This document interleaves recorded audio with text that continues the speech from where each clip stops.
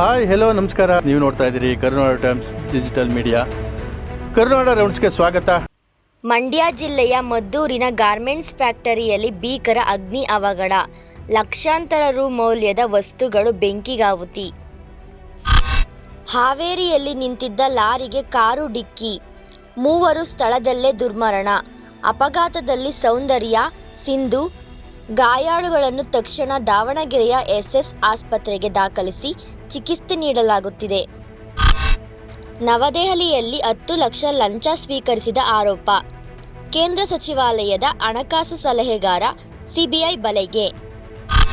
ಉಡುಪಿಯಲ್ಲಿ ಸಂಚರಿಸುತ್ತಿದ್ದ ಖಾಸಗಿ ಬಸ್ಗೆ ಏಕಾಏಕಿ ಬೆಂಕಿ, ಡ್ರೈವರ್ ಸಮಯ ಪ್ರಜ್ಞೆಯಿಂದ 7 ಪ್ರಯಾಣಿಕರು ಪಾರು.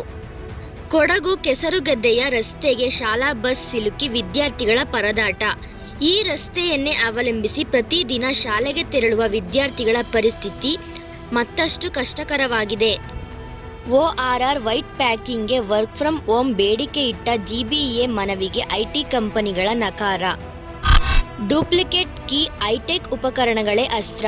ಕರ್ನಾಟಕದಿಂದ ರಾಜಸ್ಥಾನದವರೆಗೆ ಐಷಾರಾಮಿ ಕಾರು ಕಳ್ಳರ ಜಾಲ, 2 ಅರೆಸ್ಟ್.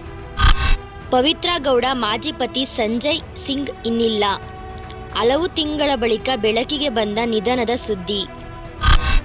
ರಾಮನಗರದ ಬಳಿ 5 ಕೋಟಿ ನಕಲಿ ಔಷಧಿ ಜಾಲ ಬಯಲು. ಕ್ಯಾನ್ಸರ್ ICU ಔಷಧಿಗಳಿಗೂ ನಕಲಿ MNC ಲೇಬಲ್. SIT ತನಿಖೆಗೆ ಸಿದ್ಧತೆ. ಚಿತ್ರದುರ್ಗದ ಪಾಳುಬಾವಿಯಲ್ಲಿ ನವ ವಿವಾಹಿತೆಯ ಶವ ಪತ್ತೆ ಪ್ರಕರಣಕ್ಕೆ ಟ್ವಿಸ್ಟ್. ಅತ್ಯಾಚಾರ, ಕೊಲೆ ಆರೋಪ, 2 ಬಂಧನ. ಮೂಡ 50-50 ಹಗರಣಕ್ಕೆ ಸರ್ಕಾರದ ಬಿಗ್ ಆಕ್ಷನ್. 1100 ಬದಲಿ ನಿವೇಶನಗಳ ಹಂಚಿಕೆ ರದ್ದು. ವರಮಹಾಲಕ್ಷ್ಮಿಯ ಹಬ್ಬದ ಸಂಭ್ರಮಕ್ಕೆ ಹೂವಿನ ಬೆಲೆ ಬಿಸಿ.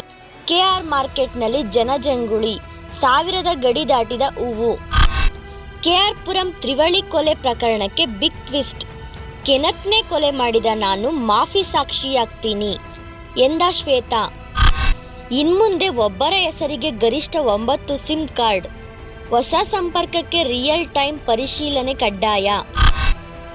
ಚಾಮರಾಜನಗರದ ಅನೂರು ಶೂಟೌಟ್, ನನ್ನ ಪತಿ ಬದುಕಿದ್ದಾರಾ ಇಲ್ವಾ ಎಂಬ ಆತಂಕ.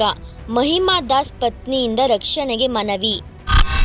ಶೃಂಗೇರಿಯಲ್ಲಿ ಮರುಮತ ಎಣಿಕೆ ಪ್ರಕರಣ, ರಾಜೇಗೌಡನಿಗೆ ಸುಪ್ರೀಂ ಕೋರ್ಟ್ನಲ್ಲಿ ಮತ್ತೆ ತಾತ್ಕಾಲಿಕ ರಿಲೀಫ್.